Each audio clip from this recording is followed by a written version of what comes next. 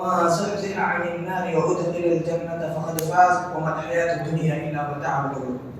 صدر اجلاس، حکم صاحبان، مشرف عمروں کی اساتذہ کرام اور میرے اساتذہ کرام اور میری پیاری مائیں اور بہنیں، آج کے اس سالانہ جلسے میں میری تقریر کا عنوان ہے قبر پہلی منزل ہے موت کے بعد۔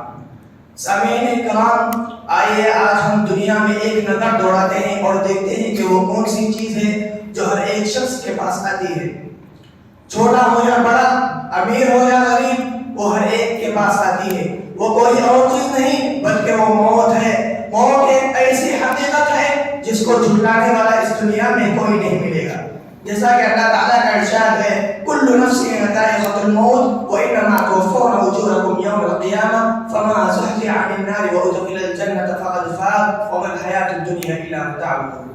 ہر جاندار کو موت کا مزہ چکھنا ہے اور قیامت کے دن تم کو تمہارے اعمال کا پورا بدلہ دیا جائے گا۔ بس جو شخص جہنم سے بچ گیا اور جنت میں داخل ہو گیا وہ دنیا سے کامیاب ہو گیا۔ اس آیت کریمہ میں اللہ نے اس بات کی وضاحت کر دی ہے کہ موت سے کسی کو فرار نہیں، موت ہر ایک شخص کو لازمی آئے گی، چاہے جہاں کہیں پر ہو۔ سامعین کرام، مرنے کے بعد انسان کو جس منزل میں قدم رکھنا ہے وہ قبر کی منزل ہے، وہ قبر کی منزل ہے۔ اگر اس منزل کو اس نے آسانی سے طے کر لی تو اس کے بعد آنے والے منزلیں بڑی آسانی سے پار ہو جائیں گی، اور نہیں تو پھر اللہ یہ خیر کرے۔ اسی لیے حضرت عثمان رضی اللہ عنہ جب کسی خبر کے پاس کھڑے ہوتے تو اس قدر روتے کہ آپ کی داڑھی مبارک آنسو سے تر ہو جاتی۔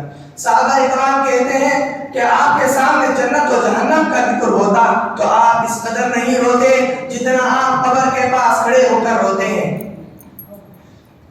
عثمان رضی اللہ عنہ فرماتے ہیں کہ نبی کریم صلی اللہ علیہ وسلم نے فرمایا قبر آخرت کی منزلوں میں سے سب سے پہلی منزل ہے، اگر اس سے چھٹکارا مل گیا تو اس کے بعد کی تمام منزلیں آسانی سے پر ہو جائیں گی۔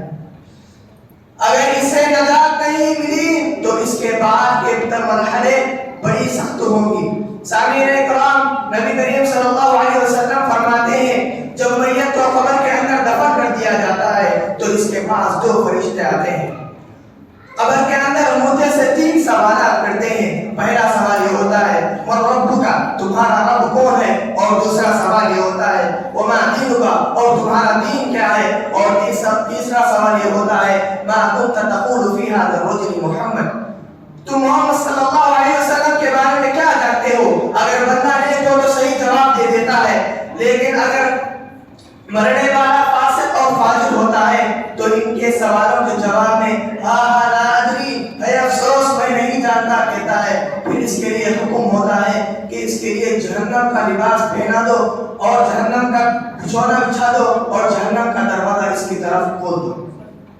چنانچہ جہنم کا دروازہ اس کی طرف کھول دیا جاتا ہے تو اس کی قبر تنگ ہونے، اس کی گرم ہوائیں اس کی طرف آنے لگتی ہے، اس کی قبر کو تنگ کر دیا جاتا ہے اور پھسلیاں اس کی ایک دوسرے پر پھنس جاتی ہیں۔ آخر میں اللہ تعالیٰ سے دعا کروں کہ الہ العالمین ہم تمام کو موت سے پہلے اپنی زندگی کو غنیمت جاننے کی توفیق عطا فرما، آمین ثم آمین۔ اقول قولی ھذا استغفر اللہ لی ولکم ولسائر المسلمین وآخر دعوانا الحمد للہ رب العالمین۔ السلام علیکم ورحمۃ اللہ وبرکاتہ۔ ماشاءاللہ، بارک اللہ فیک۔ اللہ تعالیٰ ان کے علم میں مزید اضافہ فرمائے اور ان کو اللہ تعالیٰ اچھا مقرر بنائے۔ اس کے بعد مزمل بن محمد رفیق آدمپور کی والدہ